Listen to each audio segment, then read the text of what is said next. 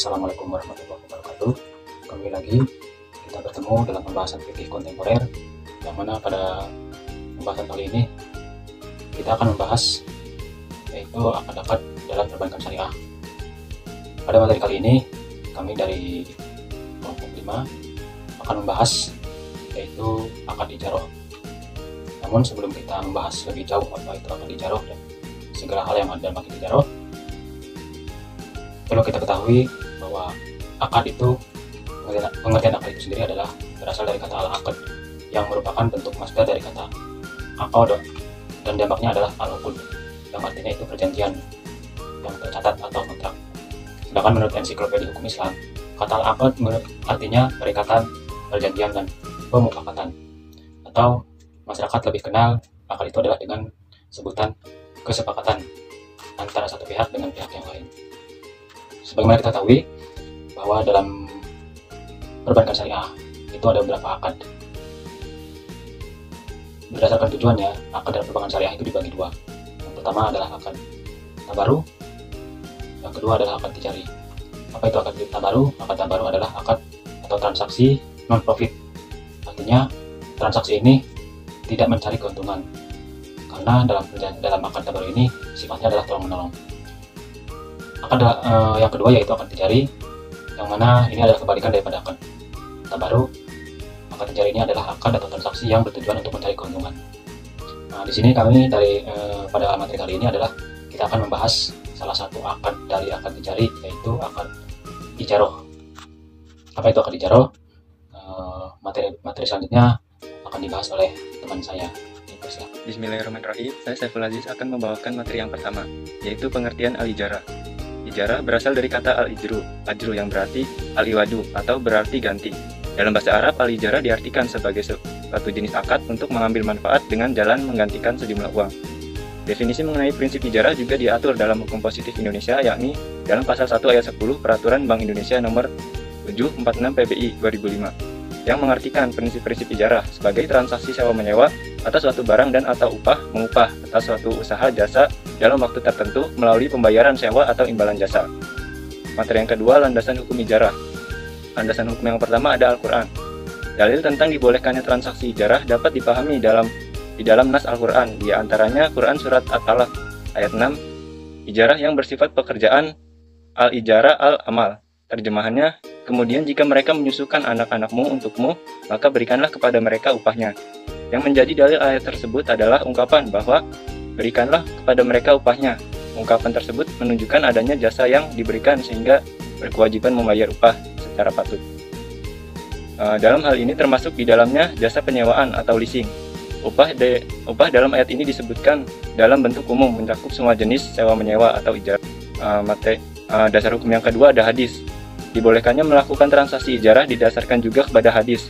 Di antaranya hadis yang diriwayatkan oleh Ibnu Aisyah RA, bahwa artinya Nabi Muhammad bersabda, Abu Bakar menyewa seseorang penunjuk jalan yang mahir di Bani Al-Dail, kemudian di Bani Abdu bin Adi. Hadis riwayat Bukhari. Hadis ini menunjukkan bahwa sewa-menyewa atau ijarah hukumnya boleh.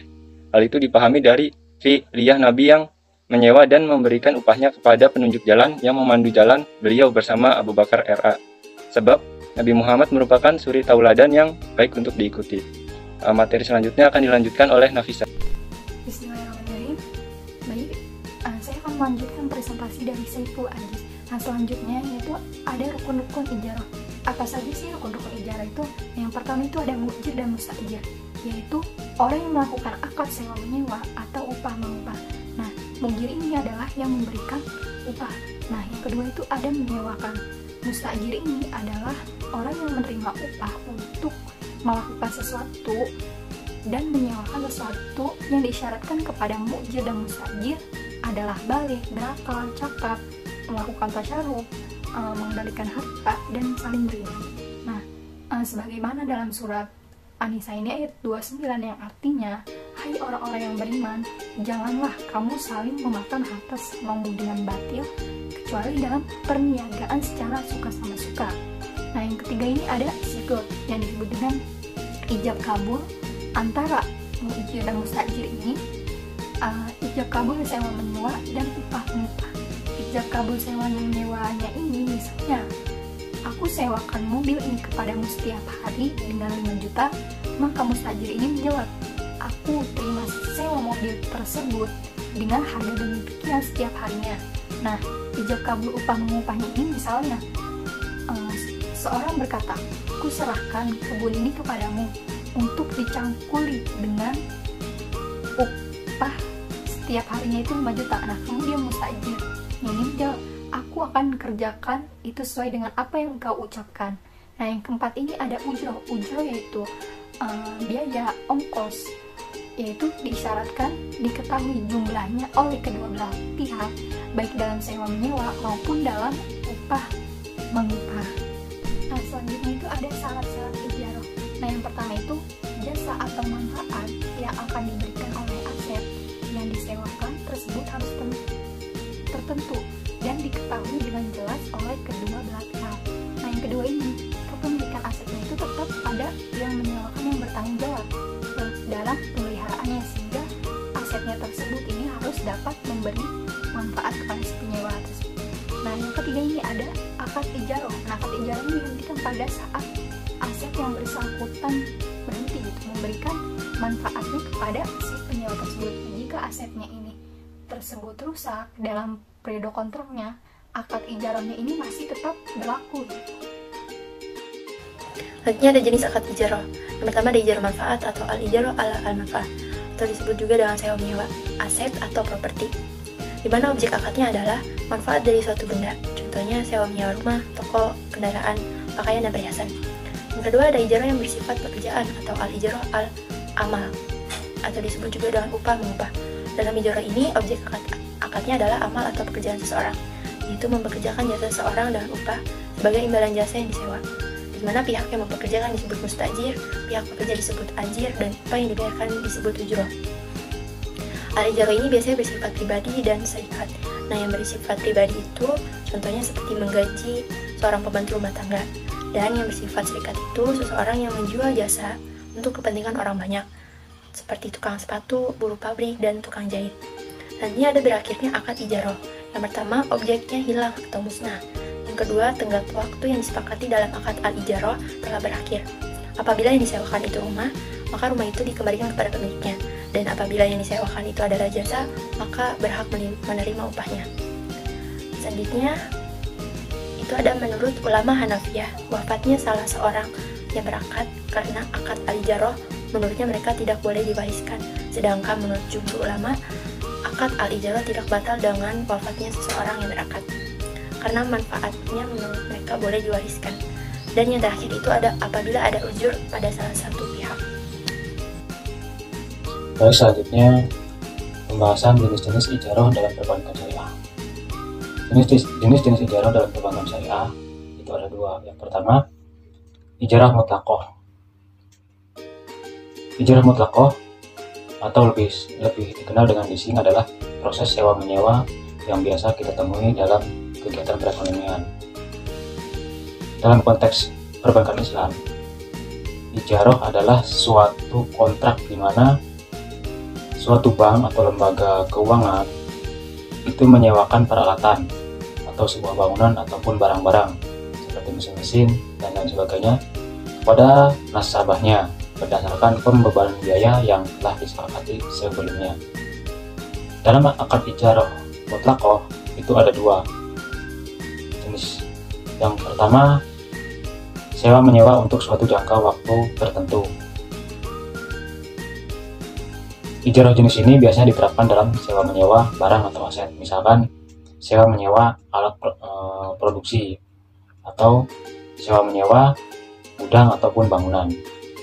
Nah, jenis yang kedua, jenis ijarah mutlaqah yang kedua yaitu sewa menyewa untuk suatu proyek usaha tertentu, yang mana biasanya dipakai untuk menyewa pekerja atau tenaga ahli untuk suatu usaha tertentu. Sebagaimana kita ketahui, pada perjanjian ijarah, seperti halnya pada leasing yang diberikan oleh lembaga pembiayaan, pada akhir perjanjian ijarah, barang yang disewa oleh penyewa itu akan kembali kepada pihak pertama atau pihak pemberi sewa, yang mana barang ini nanti selanjutnya oleh pihak pertama atau pihak bank itu akan dijual ataupun disewakan kembali kepada pihak lain yang lebih membutuhkan. Jenis ijarah yang kedua yaitu ijarah al-mutahyah bitamlik. Transaksi yang disebut dengan ijarah al-mutahyah bitamlik atau lebih dikenal dengan IMBT adalah jenis perpaduan antara kontrak jual beli dan sewa atau akad sewa yang diakhiri dengan kepemilikan barang. Nah, di sini perbedaannya dengan ijarah mutlaqah. Nah, pada ijarah mutahyah bitamlik ini di akhir kontrak barang yang disewakan itu akan diakhiri dengan kepemilikan barang oleh si penyewa, yang mana nanti di akhir masa kontrak barang yang disewakan oleh penyewa itu akan menjadi berpindah kepemilikan. Nah, di sini biasanya pihak yang memberikan sewa itu akan menjadikan biaya sewa terakhir itu sebagai harga jual daripada objek sewa itu tersebut. Semisal pihak pertama menyewakan sepeda motor dalam jangka waktu 3 tahun atau 36 bulan kepada pihak penyewa. Dalam kurun waktu 35 bulan pihak penyewa itu membayar beban biaya sewa kepada pihak pertama. Pada akhir masa kontraknya, yaitu di akhir pembayaran, yaitu di pembayaran terakhir, biasanya pihak pertama itu akan menganggap bahwa pembayaran terakhir itu sebagai harga daripada objek sewa tersebut. Bagaimana skema akad ijarah dalam perbankan syariah? Di sini ada skema daripada akad ijarah mutahyah bitamlik yang dicontohkan. Nah, di sini ada 3 pihak yang terlibat. Yang pertama pihak bank atau pihak pemberi sewa, yang pihak kedua adalah pihak penyewa atau nasabah, dan ketiga adalah supplier. Nah, bagaimana skema dari akad ijarah al-mutahyah bitamlik ini? Langkahnya yang pertama yaitu pihak nasabah atau pihak kedua itu mengadakan perjanjian dengan pihak pertama. Nah, setelah terjadinya akad antara pihak pertama dan pihak kedua, selanjutnya pihak pertama akan mencarikan objek sewa yang diinginkan oleh pihak kedua. Misalkan kita contohkan pihak kedua ini membutuhkan sebuah kendaraan mobil. Nah, setelah terjadinya akad, maka pihak pertama atau pihak bank itu akan menyediakan yang namanya objek sewa mobil. Nah, di sini pihak bank melibatkan supplier. Nah, di sini pihak bank dan supplier mengadakan perjanjian atau kesepakatan harga dan segala macamnya. Setelah sepakat, selanjutnya pihak supplier itu menyerahkan dokumen-dokumen penting daripada objek sewa. Di sini objek sewa adalah misalkan tadi dibilang mobil. Nah, maka dari itu setelah sepakat, maka pihak supplier itu menyerahkan dokumen penting atau surat-surat penting yang berkaitan dengan objek sewa. Nah, selanjutnya pihak supplier mengirim atau memberikan objek sewa ini kepada pihak nasabah untuk digunakan sesuai dengan kebutuhan di nasabah itu sendiri. Selanjutnya, setelah objek sewa ini diterima oleh pihak nasabah mempunyai kewajiban yaitu membayar beban sewa kepada pihak pertama. Dikarenakan ini adalah